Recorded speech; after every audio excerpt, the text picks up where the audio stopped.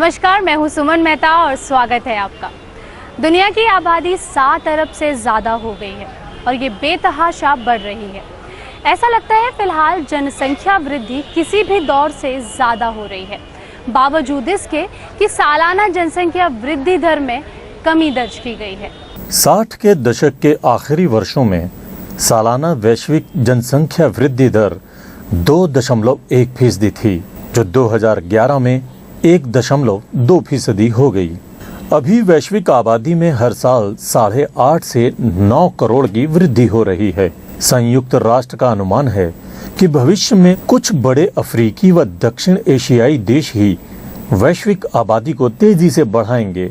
इसमें खास तौर पर भारत शामिल है। भारत दुनिया की दूसरी सबसे बड़ी आबादी वाला देश है। अगले 10 से 12 वर्षों में ये चीन से भी आगे निकल जाएगा। आशंका जताई जा रही है कि साल 2060 में भारत की आबादी 1.7 अरब तक होगी। इसके बाद गिरावट आएगी। वहीं चीन 1.4 अरब के साथ 2025 में अपने चरम पर पहुंचेगा। यानी चीन जब अपने चरम पर होगा, उससे पहले ही भारत की आबादी उससे अधिक हो जाएगी। हालांकि कुछ लोग इसे उपलब्धि मानते हैं। उन्हें लगता है कि हम अपने मुख्य प्रतिद्वंदी चीन को मानव शक्ति के जरिए पछाड़ देंगे। उनका तर्क है कि जब चीन अपनी समृद्धि की चोटी पर होगा, तब तक उसकी आबादी बुजुर्ग हो जाएगी। वहीं भारत अभी मध्य आय वर्ग की स्थिति में है, जबकि उसकी औसत आबादी युवा ही है। लगभग 70% भारतीय 35 साल से कम उम्र के हैं। ऐसे में इस सदी के मध्य तक भारत आर्थिक शक्ति के तौर पर उभर सकता है। भारत 2050 में दुनिया का सबसे ज्यादा आबादी वाला देश होगा। आशंका ये भी है कि जनसंख्या विस्फोट के मामले में भारत चीन को पीछे छोड़ देगा। बीते 100 सालों में भारत की जनसंख्या 5 गुना बढ़ी है। उत्तर प्रदेश, बिहार, मध्य प्रदेश और दक्षिण भारत के राज्यों में जनसंख्या तेजी से बढ़ रही है। 2009 में भारत की आबादी 119 करोड़ 80 लाख दर्ज की गई थी। अनुमान है कि 2026 तक आबादी में 37 करोड़ 10 लाख लोग और जुड़ जाएंगे। यदि देश की जनसंख्या इसी तेजी से बढ़ती रही तो 2050 तक दोगुनी हो जाएगी। उस स्थिति में देश की कई व्यवस्थाएं ध्वस्त हो सकती हैं। ताजा आंकड़ों के मुताबिक भारत की आबादी 121 करोड़ है, लेकिन 2050 तक भारत की जनसंख्या 161 करोड़ के पार हो जाएगी, जबकि चीन की जनसंख्या करीब 142 करोड़ पर ठहर जाएगी। कई देशों पर भारी भारतीय प्रदेश।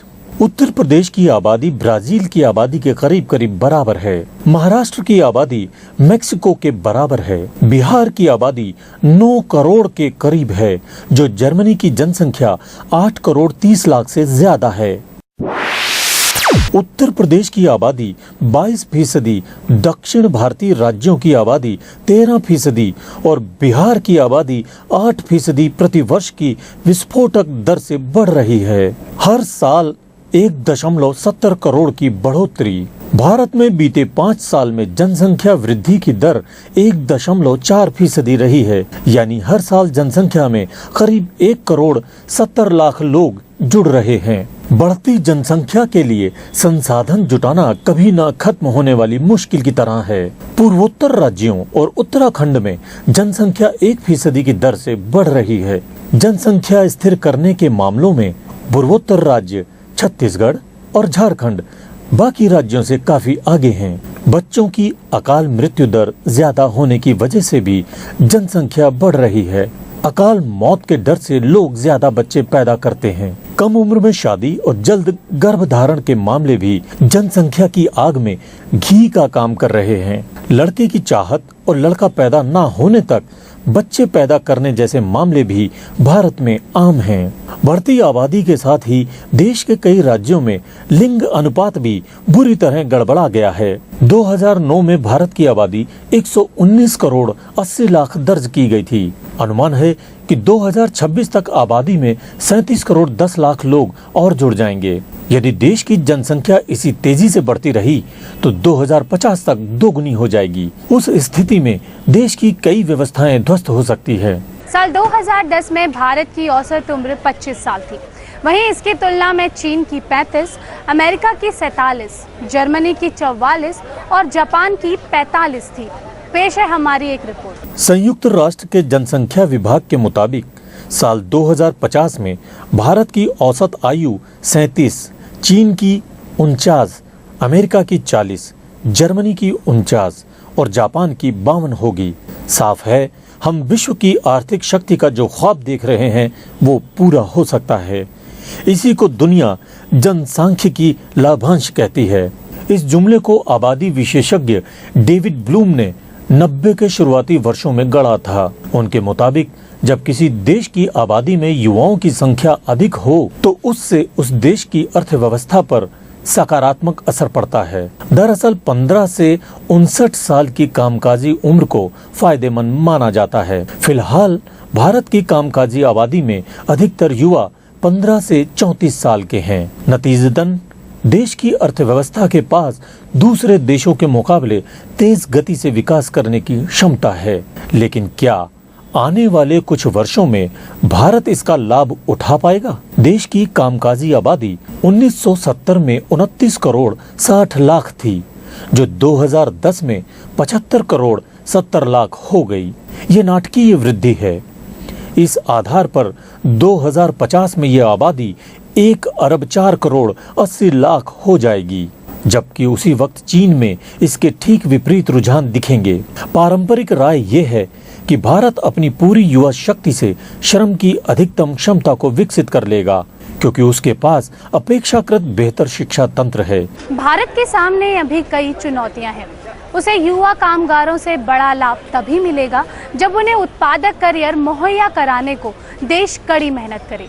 राष्ट्रीय परिवार स्वास्थ्य सर्वे 3 के आधार पर यह अनुमान लगाया गया है कि इस युवा वर्ग की 30% आबादी दरअसल अवांछित प्रसव का नतीजा है। सन 1992 से 1993 की तुलना में साल 2005 और 6 तक अनचाहे प्रजनन में 23 की जगह 30% की बढ़ोतरी दर्ज की गई। इसमें कोई दो राय नहीं है कि देश में जनसंख्या नियोजन की नीतियां कारगर नहीं हैं। इन्हीं आंकड़ों के आधार पर यह भी अनुमान लगाया गया है कि इसी कामकाजी आयु की वर्ग में लगभग 4 करोड़ 50 लाख लोग ऐसे हैं जो अनियोजित गर्भधारण के नतीजे हैं। इससे सामाजिक आर्थिक विकास की प्रक्रिया रुकती है।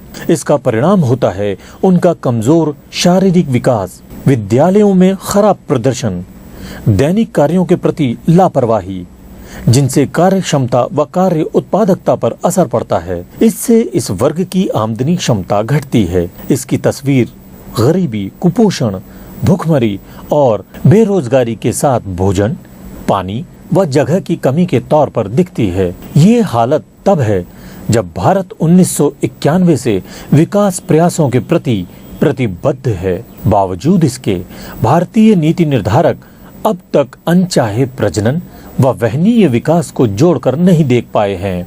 हालात बद से बदतर हुए हैं। प्रधानमंत्री द्वारा जारी हंगामा survey hunger and malnutrition report के मुताबिक भारत में बच्चों के बीच कुपोषण के अनिष्ट अनुपात मिले हैं। एक दशक पहले जिन जिलों की स्थिति कुछ बेहतर थी, वहां आज कुपोषित बच्चों की तादाद बढ़ी है।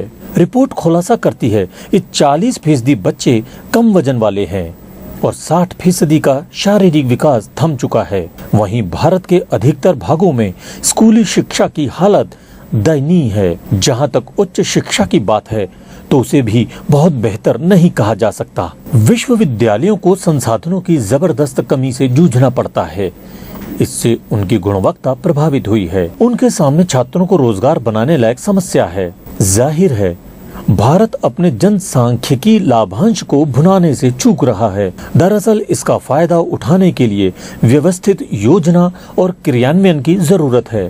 वक्त आ गया है कि हम अपनी प्राथमिकताओं को फिर से तय करें और ये सुनिश्चित करें कि देश हित ही सर्वोपरि है। अब तक नीति नियंताओं व उनसे जुड़े संगठनों ने अहम और सकारात्मक कदम नहीं उठाए हैं। परिवार नियोजन कार्यक्रमों को बढ़ावा देना होगा। शिक्षा की गुणवत्ता पर भी लगातार ध्यान देते रहने की जरूरत है। भारत 1.5 दशक से भी कम समय में आबादी के मामले में चीन को पीछे छोड़ देगा और उसकी जनसंख्या दुनिया में सबसे अधिक हो जाएगी। उसकी 1.6% की जनसंख्या वृद्धि दर चीन से लगभग दुगनी है। भारत की जनसंख्या अमेरिका, ब्राजील, बांग्लादेश, पाकिस्तान और जापान की संयुक्त जनसंख्या से भी अधिक है। इतनी बड़ी आबादी की आर्थिक, सामाजिक और स्वास्थ्य संबंधी स्थिति का भी दुनिया पर औरों से ज्यादा असर पड़ना स्वाभाविक है। दूसरी ओर भारत दुनिया का सबसे युवा देश है और फिलहाल यहाँ की युवा जनसंख्या अपने प्रजनन वर्षों में प्रवेश कर रही है। कल्पना कीजिए कि ये युवा आबादी अपने प्रजनन स्वास्थ्य के विकल्पों के जरिए कितना बड़ा जनसांख्यिकीय परिवर्तन ला सकती है। भारत 2045 तक जनसंख्या में स्थिरता लाने का अपना लक्ष्य हासिल करता है या नहीं, ये इस बात पर निर्भर करता है कि उसकी युवा जनसंख्या प्रजनन के बारे में कैसे विकल्प चुनती है। 1994 में अंतर्राष्ट्रीय जनसंख्या और विकास सम्मेलन में सिर्फ संख्याओं पर जोर देने की बजाय युवा पीढ़ी की प्रजनन स्वास्थ्य संबंधी आवश्यकताओं को पूरा करने पर ध्यान देने का फैसला किया गया। लेकिन संयुक्त राष्ट्र की एक ताजा रिपोर्ट से पता चलता है कि विकासशील देशों में परिवार नियोजन की अधूरी आवश्यकताएं पूरी करने की दिशा में बहुत कम प्रगति हुई है। भारत के मामले में इसे और भी जल्दी पूरा करना होगा, क्योंकि उसकी युवा जनसंख्या के प्रजनन स्वास्थ्य का प्रभाव विकास के अन्य लक्ष्यों पर भी पड़ेगा। अपनी प्रजनन आयु के चरम दौर में युवाओं को गर्भ निरोधकों की आवश्यकता सबसे अधिक है। भारत में करीब आधी लड़कियों का विवाह 18 वर्ष की आयु से पहले हो जाता है। हर 6 किशोरियों में से एक मां बन जाती है और 15 से 24 वर्ष की आयु वर्ग में हर 4 में से एक महिला प्रसव के दौरान दम तोड़ती है। किशोरावस्था में महिला के लिए प्रसव के दौरान मृत्यु की आशंका 20 से 30 के बीच की आयु की तुलना में दोगुनी होती है। अनचाहा गर्भ। वैसे तो भारत में मातृ मृत्यु दर कम करने में बहुत प्रगति की है, फिर भी इसके आंकड़ों में सबसे अधिक हिस्सेदारी भारत की ही है। विश्व बैंक, संयुक्त राष्ट्र जनसंख्या कोष और विश्व स्वास्थ्य संगठन की 2012 की रिपोर्ट के अनुसार दुनिया भर में होने वाली मातृ मौतों में 20% भारत में ही होती हैं। गर्भ निरोधक का इस्तेमाल और विशेषकर 2 बच्चों के जन्म के बीच अंतर महिलाओं की जान बचाता है। पूर्वी एशिया के देशों ने 84% महिलाओं तक गर्भ निरोधक पहुंचाकर युवा माताओं के स्वास्थ्य में सुधार किया है। लेकिन भारत में आधी से कुछ ही अधिक महिलाएं गर्भ निरोधकों का इस्तेमाल करती हैं। भारत की गिनती उन देशों में होती है जिन्होंने सबसे पहले परिवार नियोजन की नीति अपनाई थी। फिर भी हर वर्ष हजारों महिलाएं अनचाहे ही गर्भवती हो जाती हैं। महिलाओं को अनियोजित और गलत समय पर गर्भधारण से बचाने के लिए गर्भ निरोधक सुलभ नहीं है। परिवार नियोजन की नीति में नसबंदी की प्रधानता इस बात से जाहिर होती है कि भारत में गर्भ निरोधक के सभी उपायों के उपयोग में 2/3 हिस्सेदारी महिला नसबंदी की है।